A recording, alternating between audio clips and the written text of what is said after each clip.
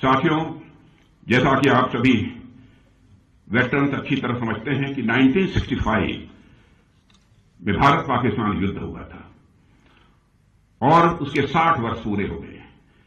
यह diamond jubilee year है, हीरक जयंती वर्ष है। इसी अखनूर में 1965 में बेहद अहम लड़ाई लड़ी गई थी। पाकिस्तान की फौज ने ऑपरेशन ग्रैंड इस्लाम के नाम से जो नापाक कोशिश इस अखनूर में की थी, उसे भारतीय सेना ने न केवल विफल किया बल्कि एक नया मोर्चा खोलकर और आगे बढ़कर लाहौर तक पहुंचने में भी काफी कामयाबी हासिल की थी। 1965 के युद्ध में जंग के मैदान में मिली जीत भारतीय सेनाओं के शौर्य, पराक्रम और यह बलिदान का परिणाम था। आप इतिहास उठाकर देखिए, भारत से हुई हर जंग में पाकिस्तान हारा है, चाहे 1948 में हुआ कबायली हमला हो या 1965 का युद्ध हो या 1971 का युद्ध हो या फिर 1999 का कारगिल युद्ध हो। हर लड़ाई में पाकिस्तान को हार का मुंह देखना पड़ा है। अवैध घुसपैठ और आतंकवाद को हवा देने का काम 1965 के जमाने से लगातार हमारा पड़ोसी देश करता चला आ रहा है। उसकी यही उम्मीद रही है कि जम्मू और कश्मीर में जो हमारे मुस्लिम आबादी के लोग हैं वह पाक फौज के साथ खड़े होंगे, लेकिन उनकी मुराद न पूरी हुई है और न कभी भी वह पूरी होने पाएगी, यह मैं पूरे विश्वास के साथ कह सकता हूं।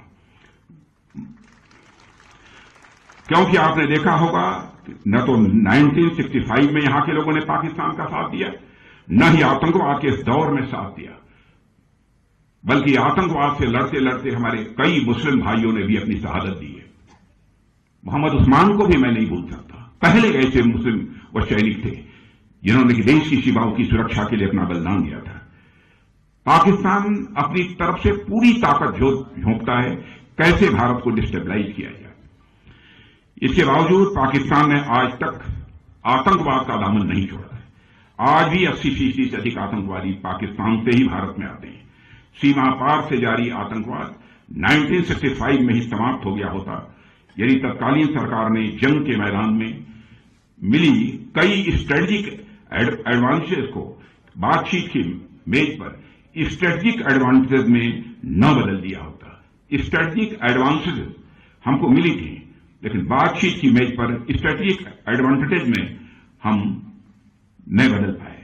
यह आरोप नहीं है, जो हुआ उसके पीछे उस समय उनकी कुछ सोच रही होगी, उसकी चर्चा मैं यहां पर नहीं करना चाहता। साथियों, 1965 के युद्ध में भारतीय सेनाओं ने हाजी पीर पर तिरंगा लहराने में सफलता हासिल की, मगर उसे बातचीत की मेज पर छोड़ दिया गया। यदि न हुआ होता तो शायद आतंकवादियों की घुसपैठ के रास्ते उसी समय बंद हो गए होते, मैं ऐसा मानता हूं। इसकी शुरुआत हमने जम्मू और कश्मीर से धारा 377 समाप्त करके की है।